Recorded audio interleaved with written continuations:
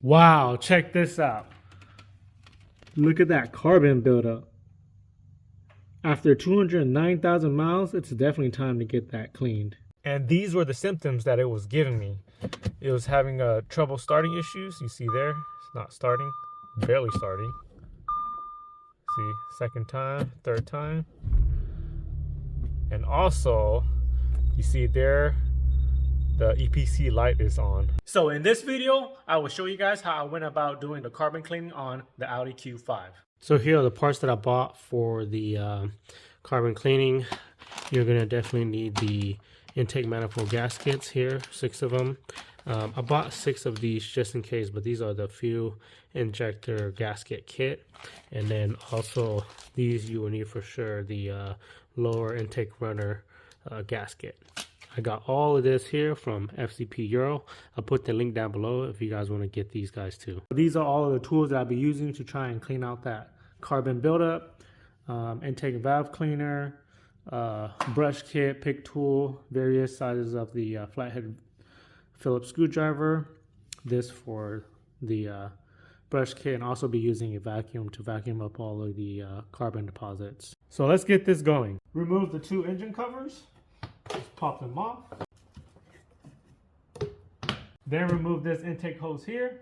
Loosen up the hose clamp here with the 7mm socket. Pull off the vacuum line that goes to this nipple here. Pull this another looks like vacuum line that goes and clip into the intake hose here. Just pull it up out of the clip. Pull off this fuel line here out of this little holder. Push this, pull it out. And then on this end, there's 2 clips, one up top here as you see it, and one exactly on the bottom here. Just pull the clip off of the intake hose, and then the intake hose should be able to come out.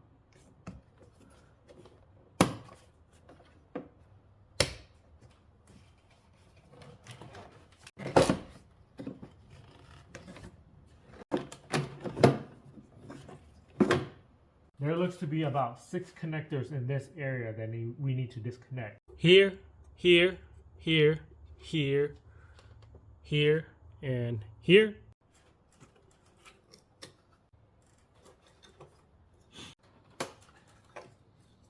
Pull the harness off of the holder here. Push this harness back. I'm going to remove this evap blind here first so that I can see the connector back here. All I'm going to do is move this hose clamp over and then pull off the hose clamp, or the hose.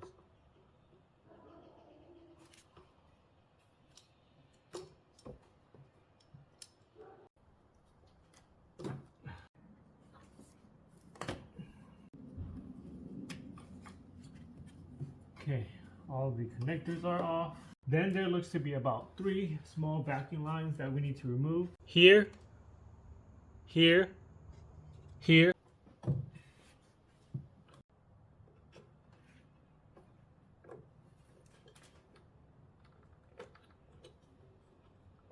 Then there's one large, looks like evap hose that goes right in this section here. Right down here, there's a little T20 screws that holds it in. It's right over back here, this guy here, and then it goes right into here, and you see that Torx screw right there. Remove that, and then you should be able to pop out that evap hose.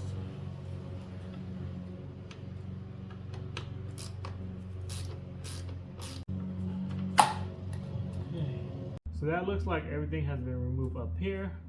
Now let's go work down here. On this end, you got to remove this connector, and this vacuum hose here.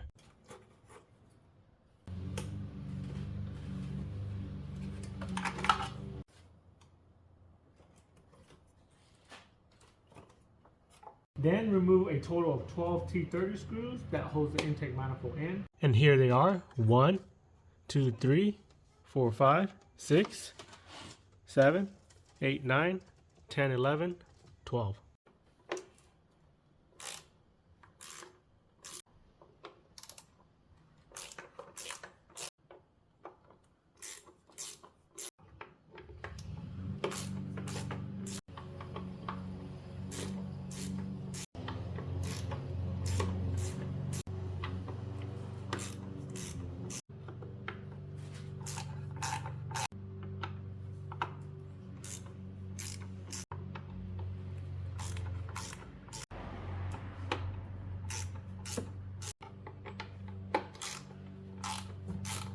The intake manifold now should be able to come off. Let's give it a try. The intake manifold is kind of stuck on there, but if you keep on pulling at it, it should be able to come out. Intake manifold is off. Then we're going to have to remove the lower intake manifold here. We're going to have to disconnect two fuel hardline wires that goes into each fuel rail, and then we have a connector here. This is a 17 millimeter and a 19 millimeter. Let's actually also remove 1, 2, and 3 torque screws that hold the fuel line hard lines in, so that we can have more play on the lines when removing the lines from the fuel rail. They are T30 screws.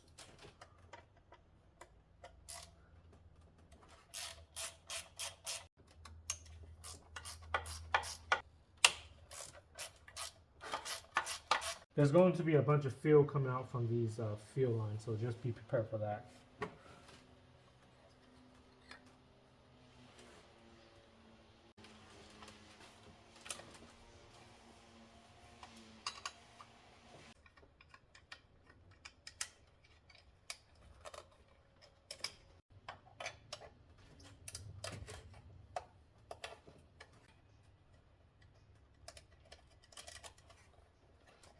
Now let's unbolt the lower intake runners. For the passenger side, you have 1, 2, 3, 4, 5, and 6 T30 torques, and then 1 and 2 10 millimeter nuts.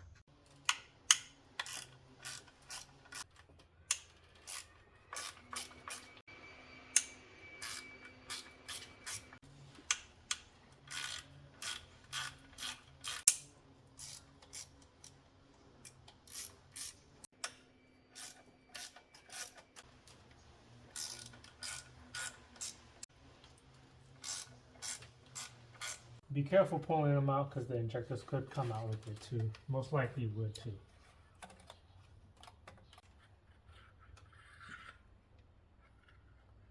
Now let's do the same to this side. On the driver's side, similar to the passenger side, you got 1, 2, 3, 4, 5 T30 torques bolt, and you got 1 and 2 10 millimeter nuts.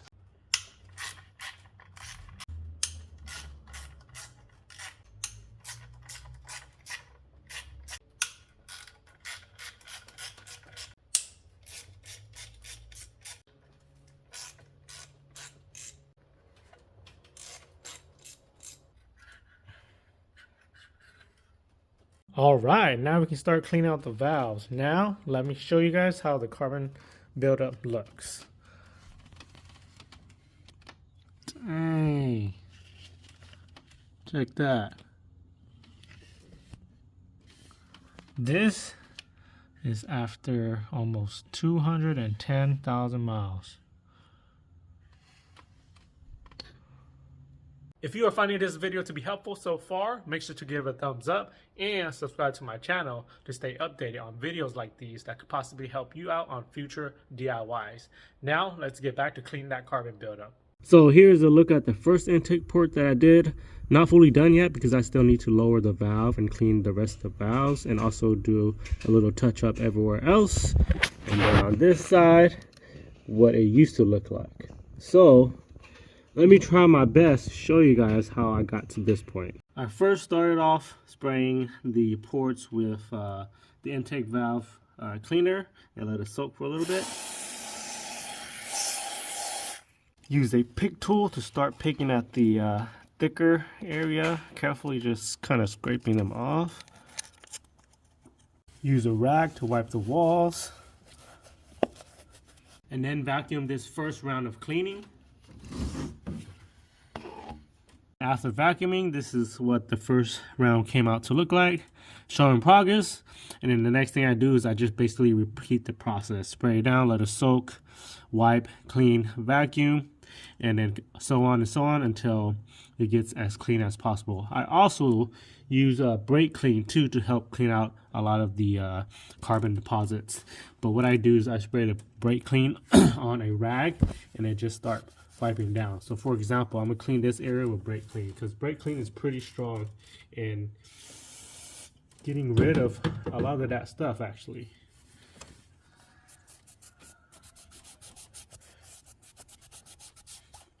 See there?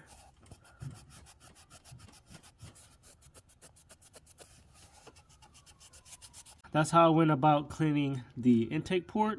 Let me go ahead and clean all 6 intake ports, show you what it looks like, and then open up the valves and clean up the valves and show you guys the final product after. These nylon brushes right here from that Harbor Freight toolkit helped out a bunch. All you do is just put these ends, of course, into the cordless drill, and then of course just with the liquid inside, just clean it out. Like I said, helped out a bunch. All intake ports all cleaned up. See there? Now I just need to lower the valves and then clean the rest of the valves. I feel like though that there might not be much left on the edge of the valves. We'll see though. So just as I imagined, I turned the crank, open up the valves a little bit, and the edges of the valves are actually clean and no further cleaning is needed. So cleaning of the intake valves is done. So now let's get ready to put everything back together. Now let's replace the seals and gasket. Make sure to clean the inside of the runners too and all around as much as you can before replacing all of the gaskets. I'm going to start with the lower intake manifold runner seals first. Carefully pull it out.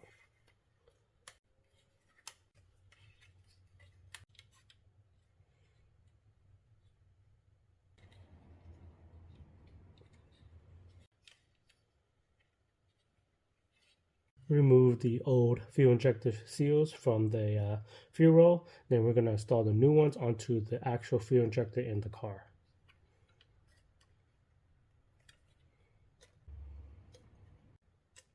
So on the injector, you got to remove this seal here or replace this seal here and then add the other blue seal on top. We'll install these guys first and then these guys onto the injectors. Fuel injector seals are on, went on pretty easy. Clean the area. Now we'll go ahead and install the lower intake manifold and fuel roll with the 5 T30 Torx bolt and 2 10mm nuts. Let's follow the exact same process for the driver's side intake runner slash fuel roll. Let's install the 2 hard fuel lines into each fuel roll and the connector here, and then you got 1, 2, 3 Torx that holds down the hard fuel lines. Clean the intake manifold as best you can and then replace these green seals right here.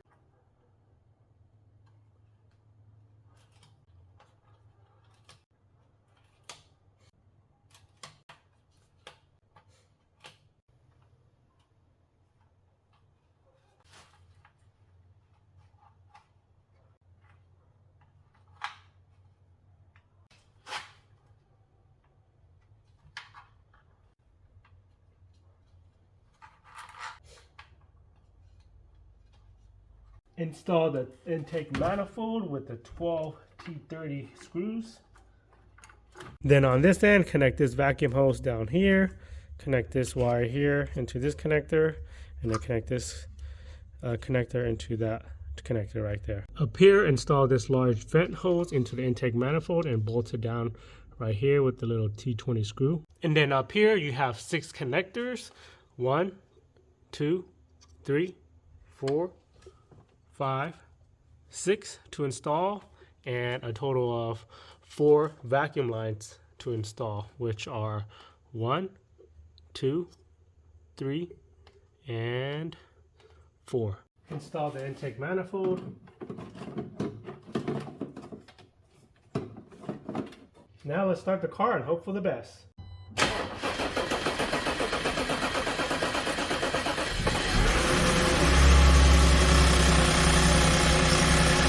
Alright, nice. That's a much better idle.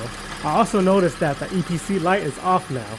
If you guys have any further questions about the procedure, just comment it down below and I will try my best to help you guys out. Also, if you guys missed the video where I installed the front CV axles on the Q5, make sure to check it out here and to subscribe to my channel here.